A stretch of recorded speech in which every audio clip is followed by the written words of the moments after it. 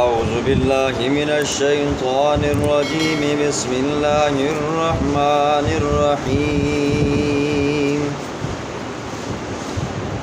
يا أيها الذين آمنوا إن كثيرا من الأحبار والرهبان ليأكلون أموال الناس بالباطل ويصدون عن سبيل الله صدق الله العظيم۔ کل کے درس میں آپ نے 8 قانونوں کو سنا کہ اللہ نے فرمایا کہ یہود و نصارہ کو، کفار کو قتل کرو ان وجوہات کی بنا پر۔ آج اللہ رب العزت 9ویں وجہ کو بیان فرمائے گا، اور آج کے درس کے اندر اللہ رب العزت 2 باتوں کو بیان فرمائے گا۔ صدقہ کرنے کا طریقہ کیا ہو، نمبر 2 صدقہ خیرات نہ کرنے کے اوپر وعید کو بیان فرمائے گا۔ اللہ رب العزت نے اس آیت کے اندر ایمان والوں کو خطاب کر کے بتایا کہ یہود و نصارہ کے جو مولوی تھے، جو راہب تھے، جو پیر تھے، وہ یہ کام کرتے تھے، لہٰذا میرے پیغمبر کے امتیوں اور مولویوں اور پیروں یہ کام ہو مت کرنا۔ فرمایا یا ایھا الذین آمنو، اے وہ لوگوں جو ایمان لائے ہو، ان کثیرا، بے شک بہت سارے، من الاحبار مولوی، والرہبان پیر، لیأکلون کھاتے ہیں، اموال الناس لوگوں کے مال، بالباطل حرام طریقے پر، اور ویصدون عن سبیل اللہ، اور روکتے ہیں اللہ کے راستے سے، اور والذین وہ لوگ یکنزون الذھب جو سونے کو جمع کرتے ہیں، والفضة چاندی کو جمع کرتے ہیں، ولا ينفقونها فی سبیل اللہ اور اسے اللہ کے راستے میں خرچ نہیں کرتے۔ فبشرہم بس خوشخبری دیجئے ان کو بعذاب علیم دردناک عذاب۔ پہلی بات کہ صدقہ کرنے کا طریقہ کار کیا ہونا چاہیے۔ دیکھیں جی 2 طرح کا مال ہوتا ہے، ایک صدقہ نفلی ہوتا ہے اور ایک واجبی ہوتا ہے۔ جی واجبی صدقے کے بارے میں آپ نے سنا کہ کن کن لوگوں کو دیا جائے گا۔ انما الصدقات للفقراء والمساکین والعاملین علیہا والمؤلفۃ قلوبہم وفی الرقاب والغارمین وفی سبیل اللہ وابن السبیل۔ 8ویں پارے میں آپ یہ پورے مصارف 8 کے 8 سنائے ہو، تفصیل کے ساتھ سنائے۔ اور ایک ہے نفلی صدقہ۔ نفلی صدقہ آپ امیر کو بھی دے سکتے ہو، غریب کو بھی دے سکتے ہو، مسجد میں بھی دے سکتے ہو، مدرسے میں بھی دے سکتے ہو، خیر ہر ایک کو دے سکتے ہو۔ اپنے والدین کو بھی دے سکتے ہو، ماں باپ محتاج ہے تو ان کو بھی دے سکتے ہو۔ تو یہ نفلی صدقہ آ گیا۔ لیکن نفلی صدقہ ہو یا واجبی صدقہ ہو، اس کے لیے شرط ہے۔ نمبر 1 صدقہ دینے والا ایمان والا ہو جی، وہ مومن ہو، مسلمان ہو۔ اگر صدقہ دینے والا کافر ہے تو اس کا صدقہ قبول نہیں ہے اللہ کے یہاں، کیونکہ آپ نے سنا ہے ہر عبادت کے لیے ایمان کا ہونا ضروری ہے۔ نمبر 2 جس پر صدقہ کیا جا رہا ہے وہ بھی مومن ہو، مسلمان ہو۔ نمبر 3 کہ جو صدقہ آپ کر رہے ہو، جو چیز کر رہے ہو، پیسے دے رہے ہو یا کوئی چیز دے رہے ہو، یہ چیز بھی حلال کی ہو۔ مال ہو تو حلال کو، اگر چیز ہو تو وہ بھی کیا ہے جی، حلال کی ہو۔ اور چوتھی شرط یہ ہے کہ دن کی تخصیص نہ ہو جی، جمعرات والے دن کریں گے تو ثواب ملے گا، بدھ والے دن کریں گے تو ثواب ملے گا، نہیں بھائی، جمعرات کو کرو تب بھی وہی ثواب ملے گا، ہفتے کو کرو تو تب بھی وہی ثواب ملے گا، جمعے کو کرو تو تب بھی، اتوار کو، سوموار کو، منگل کو، بدھ کو، یہ 4 شرطیں ہوں، یہ صدقہ کرنے کا طریقہ کار ہے۔ تو آیت کے اندر اللہ رب العزت نے ایمان والوں کو فرمایا، اے ایمان والو، ان کثیرا من الاحبار، بے شک بہت سارے مولوی حضرات، والرہبان اور پیر حضرات۔ احبار حبر کی جمع ہے، حبر کہتے ہیں اہل علم کو، مولوی مفتی قاضی صاحب کو کہتے ہیں، اور رہبان راہب کی جمع ہے۔ راہب درویش کو کہتے ہیں، دربان کو کہتے ہیں، مجاور کو کہتے ہیں، پیر کو کہتے ہیں۔ فرمایا یہ مولوی صاحب اور یہ پیر صاحب لوگوں کے پیسے کھاتے ہیں حرام طریقے پر۔ اب کیسے کھاتے تھے یہود و نصارہ؟ مثال دے کر سمجھاتا ہوں۔ اس زمانے کے مولوی اور پیر بھی کھاتے تھے اور آج کے زمانے کے بھی مولوی اور پیر کھاتے ہیں۔ مثال کے طور پر اس زمانے کے یہودی جو تھے وہ کہا کرتے تھے لیسا علینا فی الامیین سبیل، ہم مولوی ہیں، ہم پیر ہیں، تو لہٰذا یہ جو ان پڑھ ہیں نا جی، ان کے پیسے جیسے کیسے آتے ہیں کھاؤ جی۔ اور آج کے زمانے بھی ایسے ہی کھایا جاتا ہے۔ پھر دوسرا طریقہ کار یہ کیا کرتے تھے، وہ جو بڑے بڑے لوگ ہوتے نا جی، امیر کمیر ہوتے، تو ان کا اگر کوئی کیس پھنس جاتا نا تو وہ مولوی صاحب کے پاس جاتے، پیر صاحب کے پاس جاتے، درویش کے پاس جاتے اور اسے کچھ رشوت دیتے، پیسے دیتے نا جی۔ وہ مولوی صاحب، وہ مفتی صاحب، قاضی صاحب فتویٰ غلط کر کے فیصلہ غلط کر کے ان کے حق میں فیصلہ کر دیتا اور یہ بیچارے مظلوم وہیں کے وہیں رہ جاتے۔ اس طرح بھی پیسے کھاتے تھے۔ اور یہ مفسرین نے لکھے ایک طریقہ کار یہ بھی اپنایا کرتے تھے، جو زیادہ قریبی ہوتا نا، دوست یار ہوتا نا، اور اب اس کا کام پھنس گیا یا اس نے کسی کے ساتھ جھگڑا کر دیا، اب جرمانہ ہوتا، تو اپنے بندے کو بچا لیتے اور جو دوسرا ہوتا یا دوسرے محلے کو ہوتا یا دوسری قوم کو ہوتا اس کو وہیں پہ پھنسا دیتے۔ یہ طریقہ کار وہاں پر ہوتے تھے۔ پھر اسی طرح آتے تھے، اگر کوئی چیز حلال ہوتی تو اس کو حرام کر دیتے اور حرام ہوتی تو حلال کر دیتے۔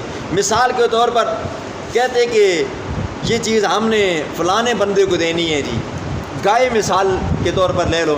اب وہ مولوی صاحب کی اگر اس بندے کے ساتھ لگتی نہ ہوتی نا تو کہتے اس پر تو لگتا ہی نہیں ہے، اس کو دینا ہی حرام ہے، مجھے دینا حلال ہے، تو وہ اپنے کھاتے میں لیتے اور قبضے میں لیتے، اس طرح کھا لیتے تھے۔ پھر وہی مولوی لوگ، پیر لوگ، اس زمانے کی بات کر رہا ہوں، یہ فٹ کرتے جاؤ، آج کے زمانے میں بھی یہ مولوی پیر ایسے ہی کرتے ہیں، تویز کرتے، جھاڑ پھونک کرتے جی، دم کرتے، لوگ جاتے نا جی ان کے پاس تو تویز لے کر دے دیتے اور کہتے جی اس کے اوپر اتنے پیسے دے دو جی۔ آج بھی کیا کرتے ہیں جی، دیکھیں تویز کے اوپر اجرت لینا حرام نہیں ہے، جائز ہے، بالاتفاق جائز ہے، لیکن اس کے اوپر اجرت متعین کرنا، یہ 500 روپے والا تویز ہے، یہ 1000 والا ہے جی، یہ محبت کا 5000 والا ہے، میاں بیوی کے درمیان میں جدائی ڈالنی ہے، یہ 10,000 والا ہے جی۔ یہ اس زمانے میں بھی پیسے لیتے تھے پیسے، اور آج کے زمانے میں بھی لیتے ہیں۔ ہاں، اگر کوئی بندہ آپ کو دم کے اوپر اپنی رضا کے طور پر، خوشی کے طور پر کچھ پیسے دینا چاہتا ہے تو دے دے جی، نہیں دینا چاہتا تو آپ یہ مت کہو میں ظالم آیا تویز کہنے کے دم کرایا لیکن پیسے سے کوئی نہیں دیتے، تو یہ ایسے ہوتا ہے جی۔ اور ایک یہ ہے آج کے زمانے کی، اس زمانے میں نکاح ہوتا نا جی، بڑی اچھی خاصی تکڑی سامی ہوتی نا جی، تو اس سے بھی پیسے لیتے تھے جی۔ اور آج بھی کیا کرتے ہیں جی، پیسے لیتے ہیں۔ میں آپ کو پچھلے نہیں، اس سے پچھلے سال کی ایک میں جو میرے ساتھ واقعہ پیش آیا، ہم چلے گئے وہاں پر، استاد جی بھی بیٹھے ہوئے، تو 27ویں شب تھی۔ آپ لوگ کہتے ہو نا جی 27ویں رمضان کو بڑا ثواب ہوتا ہے، بھائی نکاح مستقل سنت ہے، جب کرو اس کے اوپر آپ کو ثواب ہی ثواب ملے گا، لیکن اس نظریے سے کرو گے 27ویں کی رات کریں گے تو زیادہ ثواب ملے گا، کچھ بھی نہیں ملے گا، جو ملتا ہے وہ بھی نہیں ملے گا، کیونکہ آپ نے بدعت کر دی ہے۔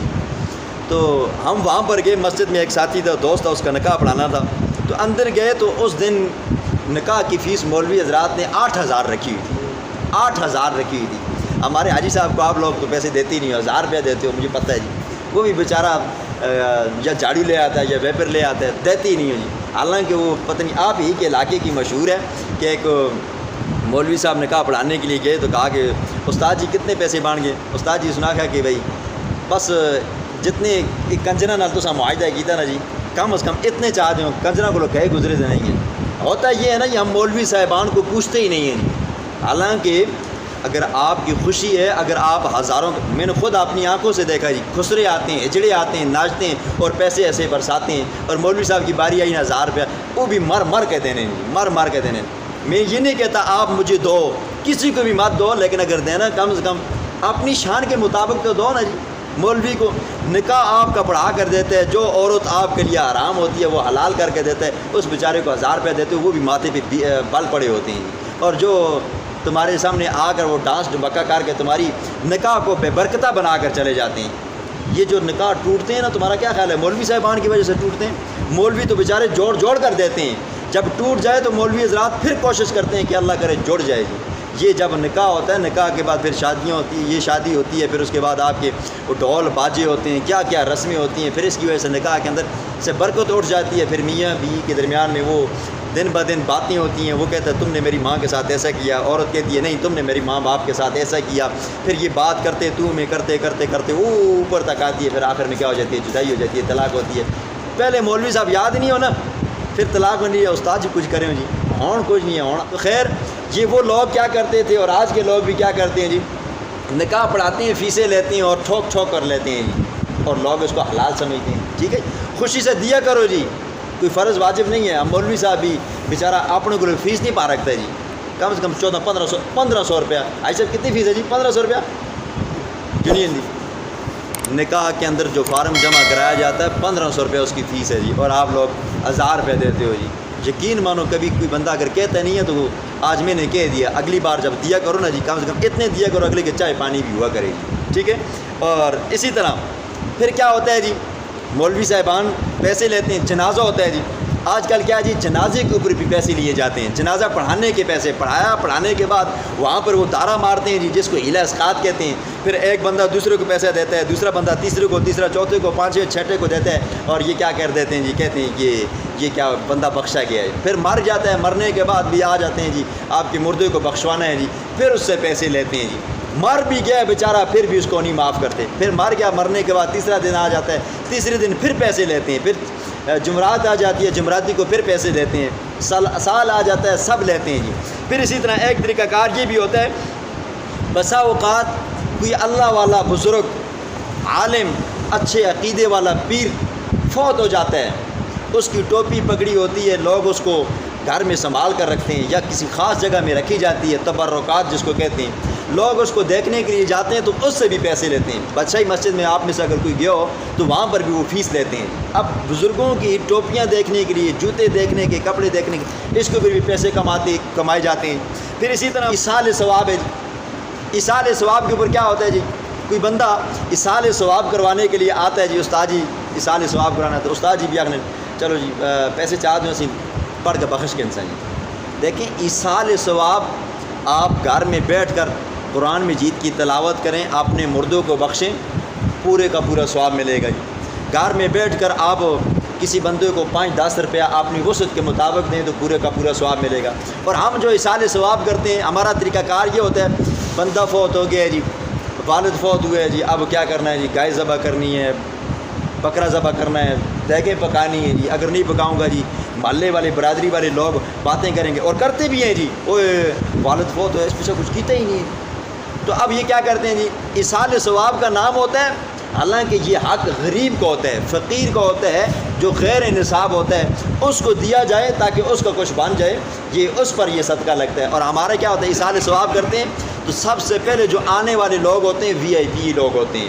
حالانکہ جب ہمارا کوئی عزیز فوت ہوتا ہے، قبر کے اوپر سب سے پہلے پہنچنے والے وہ غریب لوگ ہوتے ہیں، اور ایصال ثواب کے اندر ہم VIP کو بلا کر کھانا کھلاتے ہیں۔ یقین مانو اس کا ثواب نہیں پہنچتا، جو آپ نے کیا تھا وہ آپ نے کھلا دیا، آپ کی نیت اور تھی، آپ نے معاشرے اور برادری کی لوگوں کو دیکھ کر صدقہ کیا تھا، اس کا اتنا بھی ثواب نہیں پہنچتا جی، اتنا بھی ثواب نہیں پہنچتا۔ وہی ثواب کام کرے گا، وہی ایصال ثواب کام کرے گا جس کے اندر آپ کی نیت خالص ہو اور غریب غرباء کو دیا جائے۔ اور بھی مذہب کے نام کے اوپر کئی لی جاتی ہیں۔ اب دیکھیں جی، یہ میں نے تقریباً 7, 8, 9 قسم کی ایسی رسمیں بتائی ہیں جس کے اوپر مولوی حضرات، پیر حضرات پیسے لیتے ہیں، اور قرآن یہ کہتا ہے وَيَصُدُّونَ عَن سَبِيلِ اللَّهِ، اور یہ مولوی لوگ، یہ پیر لوگ لوگوں کا مال کھاتے ہیں اور لوگوں کو سیدھے راستے سے روکتے ہیں۔ آج یہ میں نے مسئلہ بتایا نا جی، دوسرے مسئلے کے بندے کو پتہ چلے گا نا، وہ کہے گا جی استاد جی گلہ جو نہیں، استاد جی وہابی ہے۔ اب میں نے آپ کو کہا نہیں ہے کہ بھئی آپ چاول پکاؤ تو مجھے لا کر دو جی، میں کہتا ہوں نہ مجھے دو، نہ دوسرے مولوی صاحب کو دو، کسی مولوی صاحب کو نہ دو، جو قرآن بیان کرتا ہے، احادیث بیان کرتی ہے، فقہ بیان کرتی ہے، اسی کے مطابق عمل کرو جی۔ وہ کیا کرتے ہیں جی، وَيَصُدُّونَ عَن سَبِيلِ اللَّهِ، اللہ کے راستے سے روکتے ہیں۔ ظالم خود بھی دین لوگوں کو صحیح نہیں دکھاتے، اور جب کوئی دکھاتا ہے تو کہتے ہیں نہیں اس کے پاس مت جانا، یہ سیدھے مسئلے بتاتا ہے۔ یہ ہمارا پیٹ بھی کیا کرتا ہے جی، بند کرتا ہے۔ اور پھر فرمایا والذین، وہ لوگ یکنزون الذھب، جو سونے چاندی کو جمع کرتے ہیں۔ حضور صلی اللہ علیہ وسلم کے زمانے میں سونا اور چاندی ہوا کرتا تھا، اور آج ہمارے زمانے کے اندر کیا ہے جی، پیسے آ گئے ہیں، ڈالر آ گئے ہیں، کاغذی نوٹ آ گئے ہیں، کاریں آ گئی ہیں، کوٹھیاں آ گئی ہیں، بنگلے آ گئے ہیں۔ جو لوگ سونے چاندی کو جمع کرتے ہیں، مال کو جمع کرتے ہیں، اور ولا ينفقونها فی سبیل اللہ، اسے اللہ کے راستے میں خرچ نہیں کرتے، فرمایا فبشرهم بعذاب علیم، میرا پاک پیغمبر انہیں خوشخبری دے دردناک عذاب کی۔ دیکھیں اللہ کے پیغمبر نے فرمایا جو بندہ مال کا حق ادا کرتا ہے، صاحب نصاب تھا، زکوٰۃ آتی تھی، اس نے زکوٰۃ ادا کر دی، اگر عشر تھا تو عشر ادا کر دیا، تو فرمایا اب وہ مال کنز نہیں رہا، کنز نہیں رہا، اب جتنا جمع کرنا چاہے کر سکتے ہیں۔ لیکن ایک بندہ ایسے ہے جو نہ زکوٰۃ دیتا ہے نہ عشر دیتا ہے، تو فرمایا یہ مال کنز بن جائے گا، اور دن قیامت کے یوم یحمى علیہ فی نار جہنم، اس سارے مال کو جہنم کی آگ میں جمع کر کے گرم کیا جائے گا، فتقویٰ بہا جباہہم، پھر داغا جائے گا ان کی پیشانیوں کو، وجنوبہم، ان کی کربٹوں کو، وظہورہم، ان کی پشتوں کو۔ ھذا ما کنزتم، کہا جائے گا یہ وہ خزانہ ہے، یہ وہ مال ہے، لانفسکم، جو تم نے جمع کر کے اپنی جانوں کے لیے رکھا تھا، فذوقوا، پس چکو، ما کنتم تکنزون، جو تم خزانہ جمع کیا کرتے تھے۔ سارے مال کو جمع کر کے اس کی پیشانی کو داغا جائے گا، اور اس کی پیٹھ کو داغا جائے گا، اور اس کی کروٹ کو داغا جائے گا۔ مراد پورا جسم ہے، انسان کو جہنم کی آگ کے اندر ڈالا جائے گا۔ لیکن اگر قرآن کے یہ الفاظ کو دیکھا جائے، یہ اس لیے بیان کیے، دیکھیں اگر کوئی محتاج بندہ مانگنے کے لیے آ جاتا ہے، ایک تو ہوتے ہیں نا جی بیکاری عادت جنہوں نے بنا ڈالی ہے، جنہوں نے اپنا پیشہ بنایا ہوا ہے جی، ہر 5 منٹ کے بعد وہ مانگنے کے لیے آ جاتے ہیں۔ آپ قرآن ان کے بارے میں بھی کہتے ہیں، ان کو یوں کہو قول معروف خیر من صدقۃ یتبعها اذی، بھائی جان اللہ آپ کی مدد کرے، اللہ آپ کو اچھا صلہ دے، ان کو بھی آپ جھڑکو مت، ان کو کہو اللہ آپ کا بھلا کرے، معاف کرو جی۔ لیکن اگر محتاج بندہ ہے نا جی، تو فرمایا محتاج بندہ آئے تو اس کی مدد کیا کرو جی۔